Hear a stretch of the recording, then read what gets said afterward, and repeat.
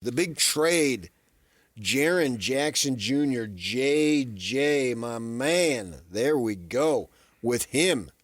Jaren Jackson Jr., JJJ, coming over. What was your first initial reaction, people? This is your time to sound off. What do you think about it? What's the phone number, Yak, if they wanted to call? 801-575-ZONE. 575-ZONE. How do you spell zone? 801-575-9663. Jake's in the zone. 9663. Yeah. Hey, man, is this the best trade they've made ever? Best trade since when? You get that two-time All-Star who's 26 years old? And you know what this signals? This is the best part of this trade. What does it signal? That it basically signals that they're going to start making a run. Amen. We're done with the tankathon suckiest suck of all over. sucks. Yes. Now they should continue to suck. You've only got about a third of the season to go here, and get that draft pick. Well, yeah, and it's a long flight here. Oh, so yeah. Triple J should probably take a couple days off. Well, make sure he's full go. And with the weather these days, the flight delays and all, right? I would tell him to drive slow. Take your time, see the sights, the scenic route. I've driven world's biggest ball of yarn, something like that. From North Carolina through Tennessee to here. It's not very fun from about Kansas to here. Yeah, I made from Jersey to Phoenix before we actually moved, and even after. I made that probably 5-6 times. Oof. One of which was on a bus, a Greyhound. Brutal. Yeah. My older sister, she moved out, and so she moved out with her husband, and none of us liked him. Fortunately, she got rid of him. And it was he and I in the U-Haul, and my mother and my sister in the car behind us, right? And there was no Walkman, no nothing. Me and my ex-brother-in-law. Talking to the guy that everybody hated. No, I didn't say a word. You didn't say one word. He didn't like sports. And I'm 12 years old. And I don't care about anything else. Oh, you were 12 years old? Yeah. You were 12. Yeah. What are you going to talk about? Nothing. Yeah. I want to talk about the Mets, Yankees, the Giants, the Jets, the Knicks. Anything. Nothing. Like, I had zero in common with him. Did he try to talk to you? He just couldn't talk my language. Right. I didn't care about cars. And even, I'm a one-track dude, man. I mean, when as I got a little older, I can talk about chicks a little bit, but... I'm sure Jackie loves that. And so... When you call her a chick. There's one thing Listen, chick. There's one thing I know is how to treat a woman, right? Don't you forget that. Women will tell you that. Listen, don't... I'm really tired this morning. I don't want to be woken up to that. Right. Well, that's because you are woken up. Oh, you're right. I understand you. I know you do. So thank goodness you're forgiving of my views. Very forgiving. I'm a very humble, forgiving person. Always been. So yeah, take Jaren Jackson. I don't want to see him on the floor that much. Actually, they've got plenty of time next year.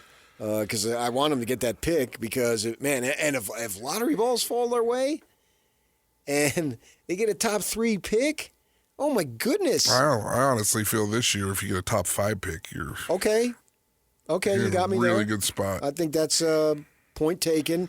And 2, you can bring that kid in, particularly if he's a big man, and you can bring him along slow. Now I'm thinking, man, if I was all about DeBonsa and Boozer, maybe not as much Peterson, but Peterson, watching him, I watched him play the last 2 full games out of Kansas. Obviously in that first half against the Cougs, and then the other night, 2 massive threes on the road against Tech. Place is packed, and he just fearless and just looked so smooth. Get him, because if you bring back Kessler, you got your front line there. You got size. Any of those three, Boozer, Carlos' son, and AJ down the road here, or Peterson, that would just be so awesome. This team would really then be set up for a run if they want to re-sign Kessler. I think they would, but who knows? And then go from there. Man, that'd be super cool. But I always view a trade when it goes down. If there's multiple players, you hardly ever have a trade 1-for-1 anymore. Right? With all the salary implications and everything. So it's multiples and draft picks. Who got the best player? To me, if I go with that philosophy, it's the Jazz. The team that got the best player usually is the team that wins the trade. Right? Well, it's clear, at least for now. So did Minnesota and Cleveland win that trade with the Jazz? In the short term, yeah. No question. Okay, but what does winning mean? Means you have success in the standings, and the scoreboard shows you scored at least one more point than the team you just played. Okay. Or one more goal. Besides the I know obvious. you're into soccer, so I'll go one more goal for you. Oh, yeah. You're right. One more goal. Big time. Yeah. No. But what I'm saying is the best players in the trade for Minnesota and for Cleveland, when Donovan Mitchell went, it was them. So you think they won those trades? Does that blow up your theory a little bit, or?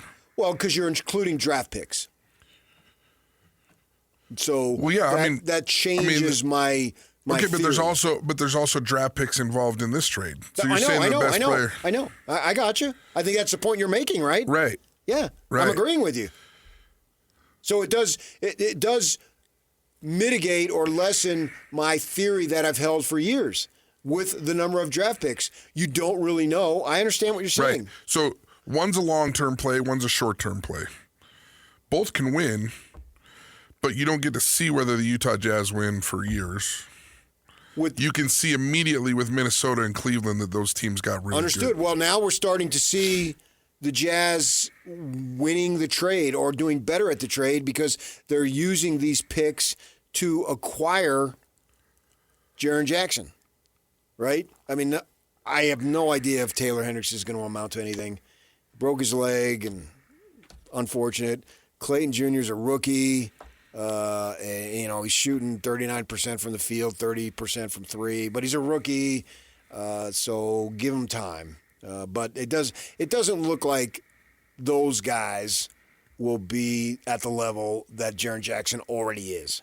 So now we got to go pitch. But see, I don't even the problem that I can't say, well, Minnesota or Memphis could win this trade because you don't even know if they're going to keep the picks. Right. So then it gets, they trade this because it's convoluted. This is what the Jazz had to do. There was no way they were going to use all their picks. You're just not going to add 3 rookies every year for the next 6-7 years. So there's always going to be teams that are in rebuild. And the Ja Morant thing, Ja Morant basically screwed over a franchise. And remember here with his father, and we had to make a big deal, and we had to apologize. And the Jazz asked me, we were employees at the time, I wrote something about it, and this is not our community, blah, blah, blah, blah, blah. And, the stories that were presented may not have been 100% accurate.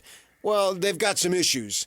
Yeah. And Ja Morant has had issues all the way. And a couple years back, the Memphis Grizzlies thought they were on to something, and now it all blows up. And you point the finger at Morant. Yeah. Injuries, off-the-field stuff, couldn't grow up, and now they got to blow it up. And away they go. And so the Jazz take advantage of that. If you think they took advantage of it, you're going to end up paying, if you keep Jaren Jackson, which I assume you are, over $50 million.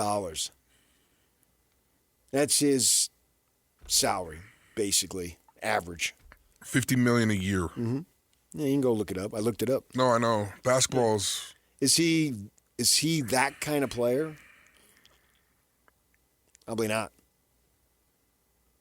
Is he individually going to be able to come in and change the fortunes of the franchise individually? No. I don't think so. But he's a key piece. This isn't an individual game. He's not at that level. There's a handful of guys. Those guys don't come around very often. But he's not that kind of player. But with the guys he has, Hornacek wasn't that kind of player, but he helped get him over the hump because they had the statues. And they needed a guy who can fit exactly what Jeff brought. Well, I think the greatest thing about the Jeff Hornacek trade is like the guy averaged like 14 or 16 points a game for the Jazz. I don't know that he had one play called to him. Right. And so he was a guy that could score without being ball dominant. No. He could play good enough defense, and then he was obviously just really, really lethal with some of his shooting. Yeah, he's dead-eye. He's dead-eye. I mean, and he is what they needed. If Triple J can play some sort of a role like Hornacek plays, it's a huge piece. I need him to play a bigger role, though. He's got right now. Now. Well, we'll see. We'll see what else. I mean, they can make some moves today, and they will continue to make moves. The charge, as I've said a million times, the charge for the management never changes. You got to make the team better.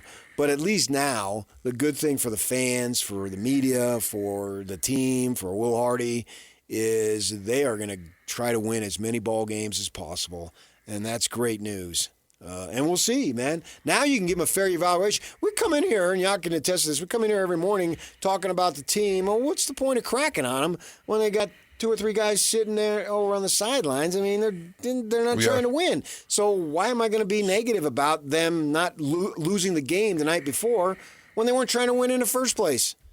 And the good thing is the premise is over. All right, we'll read some of your comments. What do you think of this trade? Stay with us. We'll get to that next. 97.5, the KSL Sports Zone.